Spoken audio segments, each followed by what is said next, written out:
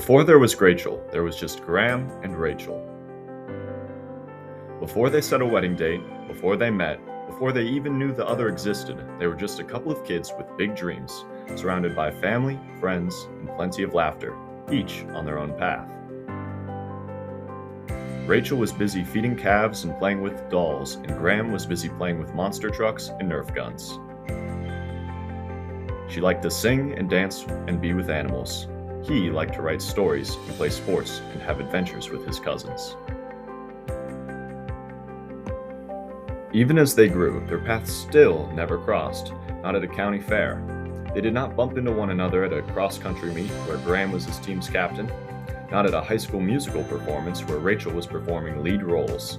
Their paths did not lead them to the same college, so they didn't meet there either, though they were still having plenty of fun on their own.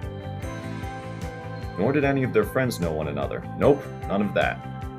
There they were, Graham and Rachel, just living their lives, completely unaware that their future favorite person was out there.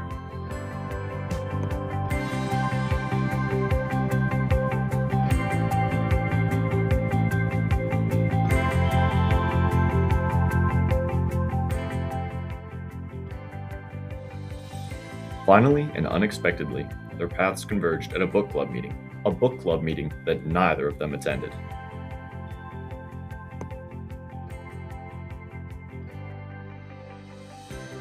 So it was me. I'm the responsible one. The book club was at my house.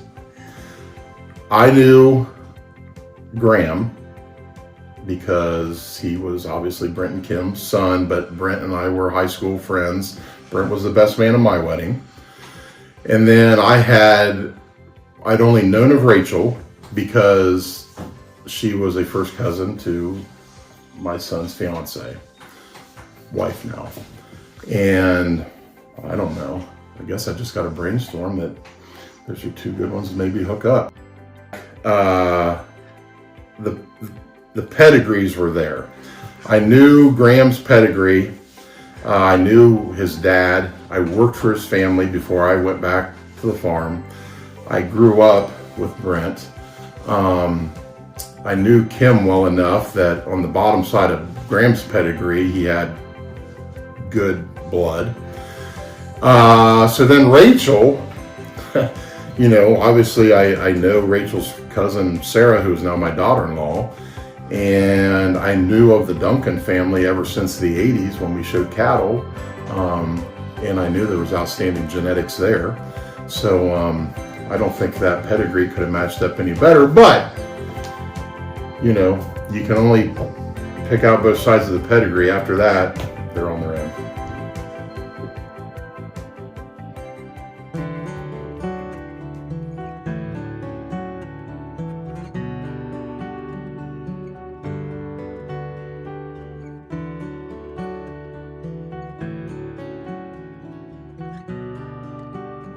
As two paths became one, the adventure really began. Ordinary days became extraordinary, as they came to the strange realization that this bizarre setup might actually have been the best thing to happen to either of them.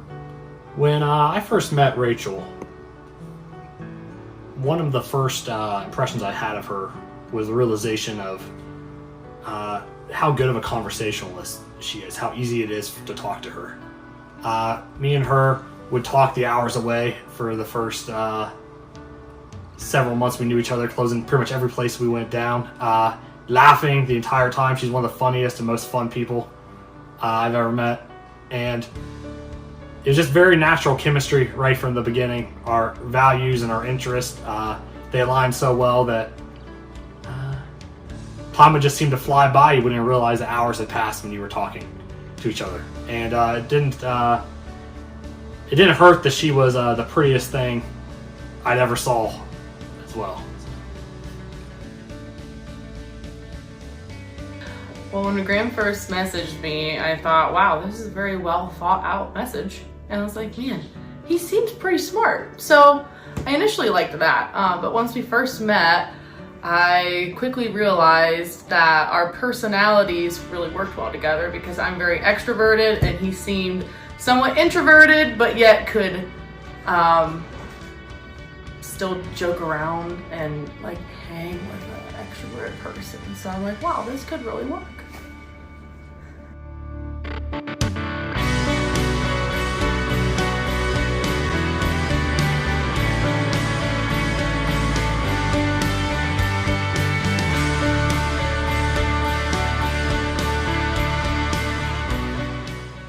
And so, page by page, memory by memory, they began building something beautiful together, a love story entirely their own. Once they realized they had something special, it was time to bring their families into this new story they were living. It was something they didn't rush, not because they didn't believe in what they had, but because family was the most important thing to both of them. So the first time we met Rachel, Graham introduced her to us. We went out to dinner and to see Christmas lights, and we were stuck in traffic at the Christmas lights for a while. And my impression afterward was that, wow, Graham was entirely relaxed and absolutely himself, and Rachel loved it. She was I could just tell right away they were a great match. And I was really amazed at how well Rachel really just fit in with the Garys right from the beginning. She would laugh with us, she would joke with us, she would make fun of us, and I'm not sure it's a compliment or not, but she does really get along and fits in really well with the 5 of us. I think one of the things that I really appreciate the most, just being Rachel's mom, is that Graham really just truly genuinely cares about her and wants the best for her. And as a mom, that's the most important thing to me, that she's loved and cared for. And so I just think they are really good together. I think they support each other very well and kind of have each other's back. I think they will throughout their lives together.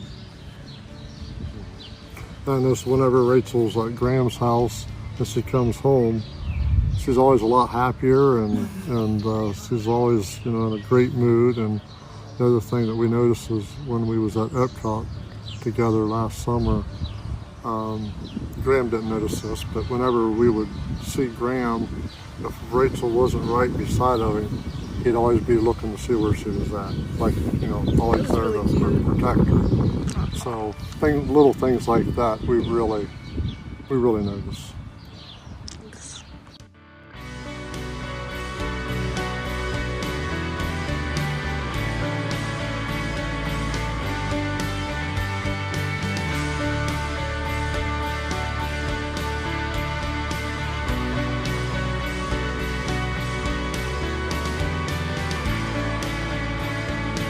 It was actually my friend Cassidy who told me I was falling in love with Graham, and I denied it at first. But I realized I really was when one day I was on the phone with her and I said, I care about his happiness more than my own.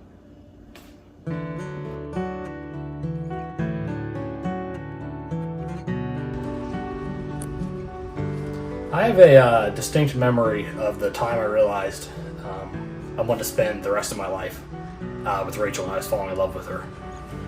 So we were sitting on my couch just talking, maybe watching TV, something relaxing. I don't recall exactly what we were doing. And I just had this epiphany that if I were to die that night and, end up in heaven, she'd be the person I was most excited for on earth to be reunited with, and she'd be the one I was waiting for to die and join me up there. And I think that's when that realization hit me like a truck, and just I kind of knew at that moment that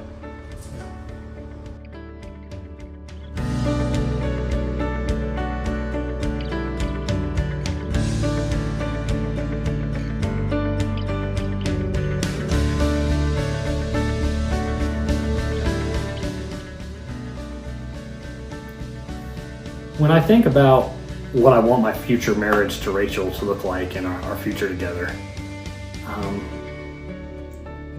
I want us to have a bond that only grows closer over time, getting deeper and deeper as the seasons of our lives go by.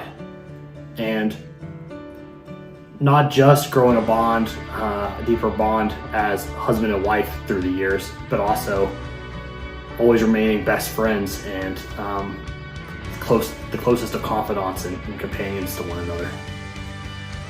I want to always serve her and to be somebody who makes her day easier at the end of a long day of work, who goes out of my way to be selfless and care about her and put her needs ahead of mine, and to grow in that kind of selfless way together.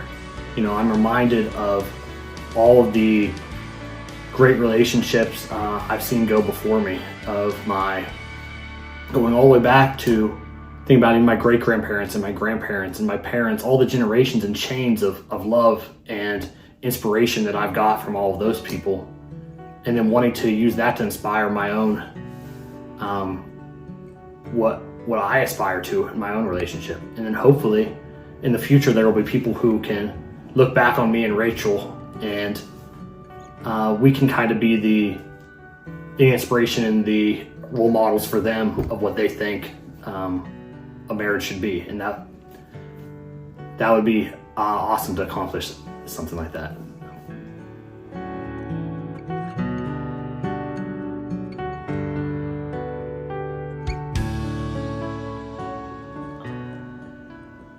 I hope that in our marriage we will be each other's biggest supporters. And life is full of ups and downs. There's a lot of joys, there's a lot of sorrows. It's just a given in this world. But to have the right person by your side for the good times and the bad is super important. And I just pray that God blesses our marriage. And so, surrounded by the people they love, Graham and Rachel begin their greatest adventure yet, not just as two people who found each other, but as two people who chose each other forever.